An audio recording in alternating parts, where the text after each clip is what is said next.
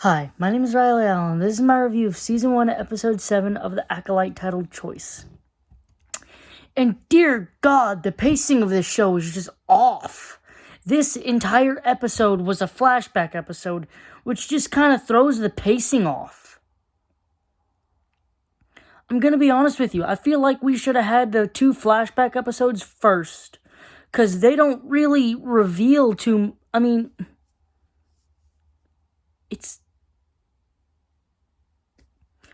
I feel like having them first changes nothing about the story. Because they basically give us sort of the reason why she's hunting down the Jedi. May's hunting down the Jedi pretty easily. I don't know. I feel like... I don't know. The pacing just kind of takes me out of it a bit. So we get the Jedi's point of view from the first flashback episode. And,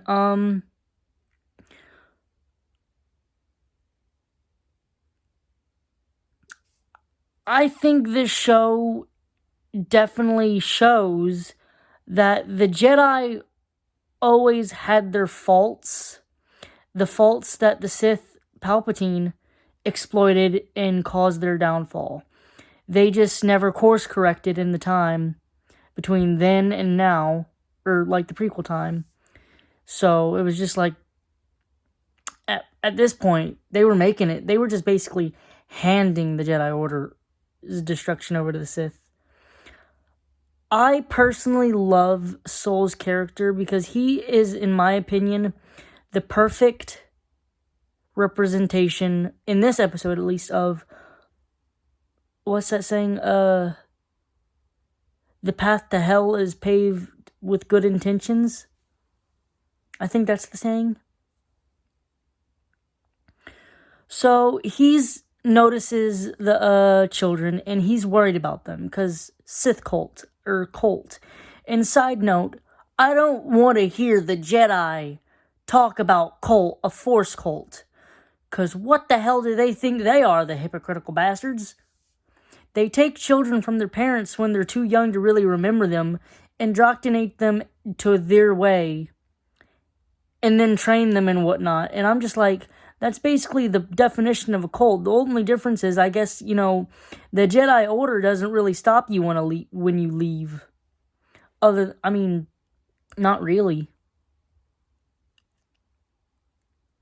And I suppose there is, bending of the rules in some cases.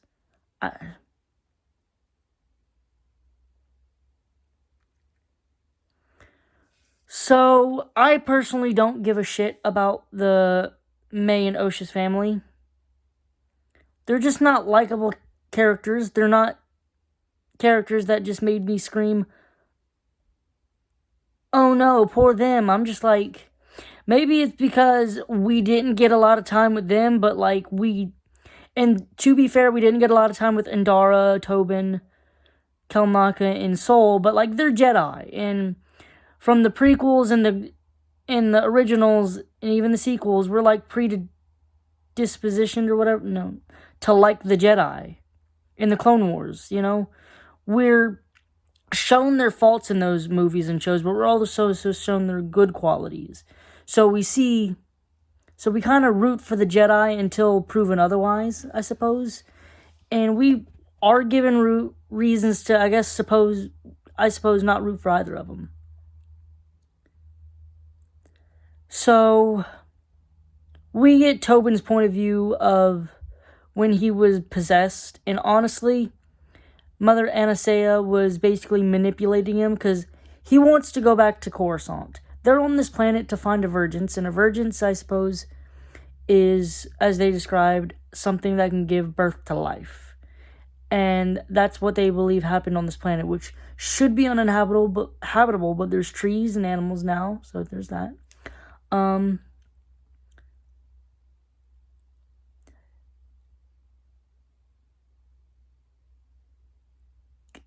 Soul, they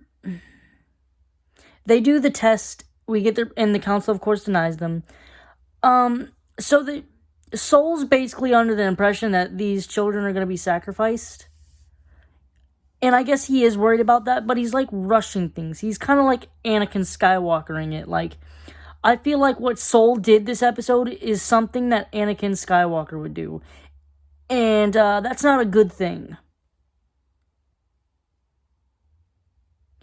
I feel like Anakin Skywalker would rush into this, would look at the base thing of like, okay, we need to protect the children. Let's just, and then bulldoze his way to the finish line.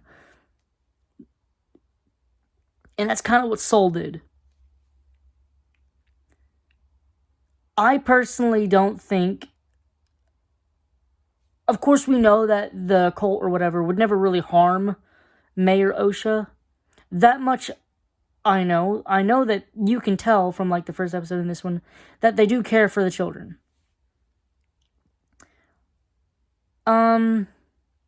So we learn that, you know, May started the fire sort of accidentally, sort of on purpose, but at the same time, she said with her full chest, I'm gonna stop you, I'm gonna kill you, and I'm just like,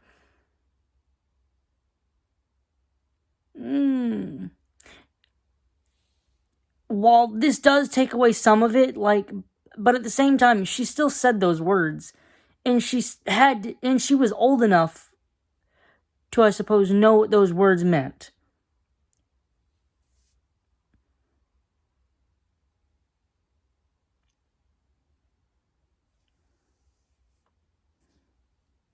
So we see Tobin find out about the Virgins and realize that the twins are the Virgins. And side note, I hope this is not them basically saying they're basically the same as Anakin. I don't know if that's I don't know what a Virgins is, if this is new for the show or something. I don't know. I hope this is not them trying to say, oh shit, and May, you're just like Anakin.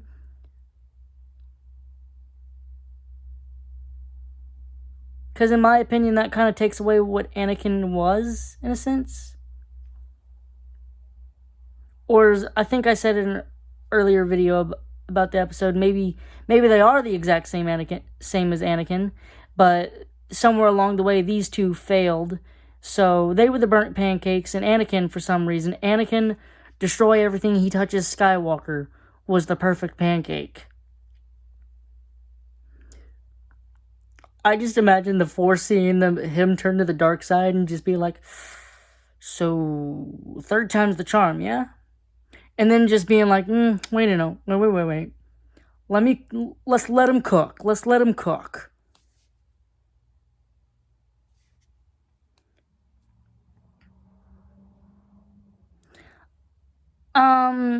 So, Mother Anastasia kind of goes into this mist form, and it's kind of scares Soul, so he draws his saber and kills her. Honestly, though,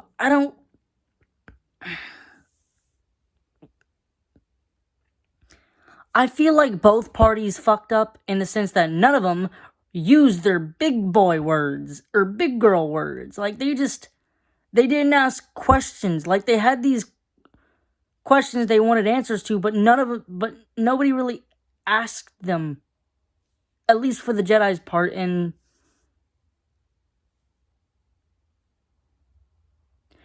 in the case of Mother Anastasia, she had to know that they are how they look like, and she has to know that they look like a dark side cult, and that the Jedi are trigger happy. That does not excuse Soul's killing of Mother Anastasia, because personally, they were the ones that come in there uninvited. Anything that they did is kind of justified in my eyes, in a sense. Maybe they took it a bit too far. I don't know. Then we had the second one, Coral, basically mindfuck with Kelnaka in revenge, and having Kelnaka attack Tobin and Soul. Personally, I think she did a shit job at it, because there's no way that Kelnaka was not destroying Tobin and Soul. I personally think that some part of Kelnaka was still in there and he was fighting it, because he should at least killed Tobin, in my opinion. Anyways. So, Indara comes in and breaks the thing, killing everybody. And she's pissed off at Tobin and Soul, and I'm just like, I mean, sure. Like, Tobin, I kind of understand Tobin, like, he was messed with the head, you know, she got into his head, he's I suppose he was, like, corrupted by the dark side in a sense in that moment, and as for Soul, he only attacked her when he thought he was threatened. He genuinely thought he was protecting the girls, and I just... But I also understand Indara's point of view, in a sense.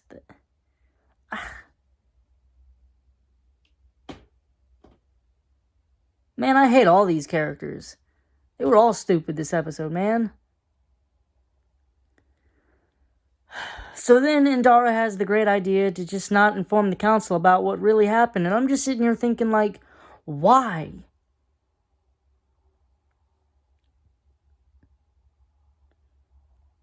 Soul killed Anastasia because he thought he was threatened. They're not gonna pick the life of a dark side cultist, because that's what I think they were, dark side cultists, because we saw Coral tell May to use her fear and anger, which is, of course, teaching of the Sith. And as for the other deaths, it's because they mind-fucked with Kelnaka, and she broke it, which killed them all. I personally believe that if they told the truth and told Osha this, maybe she could have... I don't know. I feel like they... And to Soul's credit, he wanted to own up. He felt remorse for what he did, and he wanted to own up to it. Also, he did try to save both May and Osha, but he was winded or knocked out, tired from his fight with Kelnaka, so he only had the strength to save one. And he chose Osha.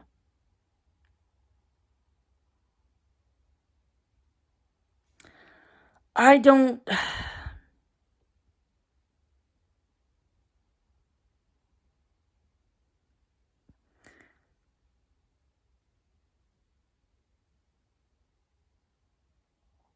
I suppose I liked Tobin a bit this episode, and I do like Soul, because he's a complex character. He's firmly a good person, but as I said, the path to hell is paved with good intentions. Other than that, I didn't care about the cultists, because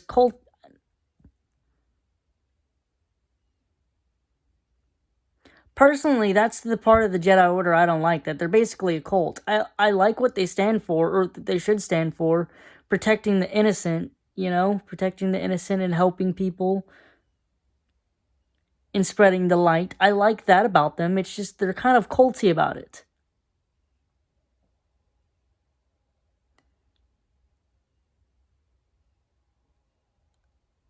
I did love Mother Anastasia telling her people that she is their leader, but she's also a mother, and she is choosing to be a mother, and Osha wants to be a Jedi, so she's going to let her be a Jedi.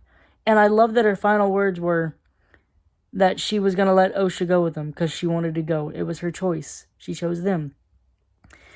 That that is really good. It kind of makes her a good, complex character, but not one that I really could get into. Mostly because we didn't... 2 episodes of backstory, and we still don't know much about the cultists. Like, what kind of cult are they? Are they in between the Jedi and the Night Sisters? I don't know. I'm gonna give this episode a 4. I'm not vibing with the characters. I don't know why.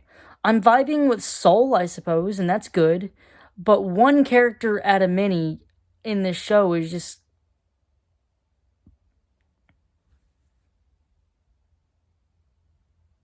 I don't...